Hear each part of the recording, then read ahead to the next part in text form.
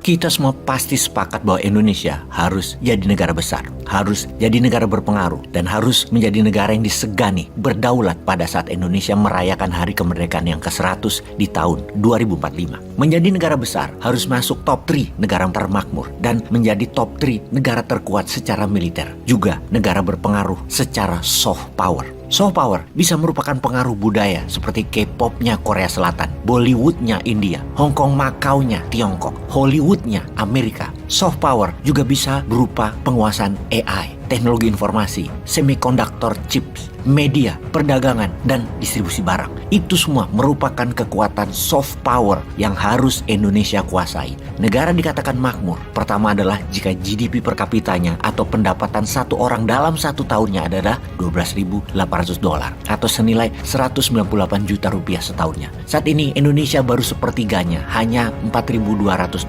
setahun atau 65,1 juta rupiah. Kalau secara PDB negara Indonesia saat ini baru 1,15 triliun dolar nilainya, dan untuk menjadi negara makmur harus naik ke 3,5 triliun dolar, naik 3,5 kali dari sekarang atau naik 350% dalam 22 tahun ke depan. Sementara kita semua tahu dalam 9 tahun ini naiknya hanya dari $3.400 per kapita menjadi $4.200 per kapita atau hanya naik 24% saja dalam 9 tahun. Hal ini menunjukkan satu hal, bahwa ekonomi Indonesia masih belum berdaulat. Selama 5 presiden dari Soeharto sampai SBY kita bersama Amerika, dan selama 2 periode ini kita bersama Tiongkok. Sekali lagi kita bertanya, apakah lebih baik bersama Amerika atau lebih baik bersama Tiongkok? Kita harus berkaca ke depannya. Masih mau bersama keduanya? Balik lagi ke Amerika? Atau tetap dengan Tiongkok? Atau pilihan ketiga bersama New Mind, bersama New Economic Model, bersama Post-Keynesian? Kita luaskan lagi.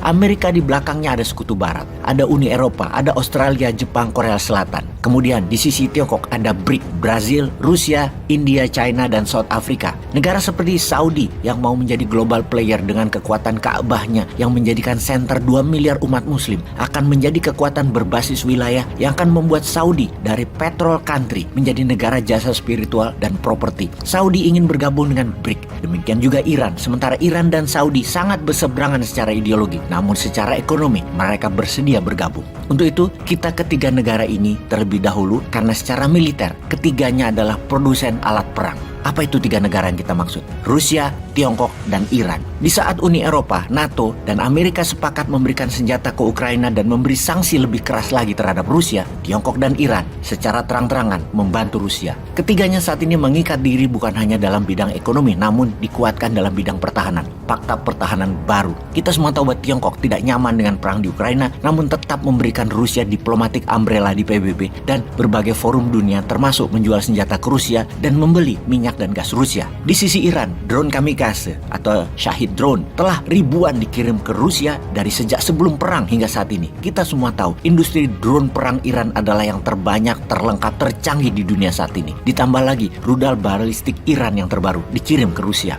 Melengkapi data tersebut, ketiga pemimpin negara tersebut 2 tahun ini telah sering bolak-balik saling mengunjungi. Bahkan ketika video narasi ini dibuat, Wang Yi, diplomat Tiongkok tertinggi, ada di Rusia saat ini. Baru-baru ini ketika pemimpin Rusia bertemu dengan petinggi Iran, Raisi, keduanya sepakat membantu Bashar al-Assad agar Suriah tidak dibumi hanguskan Amerika dengan ISIS di belakang mereka, dan rakyat tidak berdosa dipakai tameng oleh ISIS. Iran dan Rusia akan terus berusaha agar al-Assad tetap berkuasa demi Suriah tidak jatuh ke Amerika. Walaupun Iran dan Suriah secara ideologi berbeda, sekali lagi ini politik. Rusia tetap bertahan di Suriah, walaupun di Ukraina Rusia memerlukan bantuan, dan untuk itu Rusia bermain cantik di banyak front. Solusinya Tiongkok membantu. Pertama, bulan lalu Tiongkok dan Iran menandatangani program 25 tahun kedua negara kerjasama, dan kerjasama kali ini sangat dahsyat yang seakan membuat Iran adalah provinsinya Tiongkok, menggadaikan Iran ke Tiongkok. Namun hal itulah yang dibutuhkan Iran saat ini, perlindungan umbrella diplomatik, ekonomi, teknologi, dan uangnya Tiongkok juga membuat Iran menjadi member dari Shanghai Cooperation Organization, sebuah organisasi yang membuat semua negara-negara daratan Asia Timur sampai Asia Tengah, Asia Barat, dan Eropa Timur bersambung dengan tengahnya Tiongkok untuk dispesialkan dalam hal ekonomi, dalam hal teknologi, dan keuangannya oleh Tiongkok.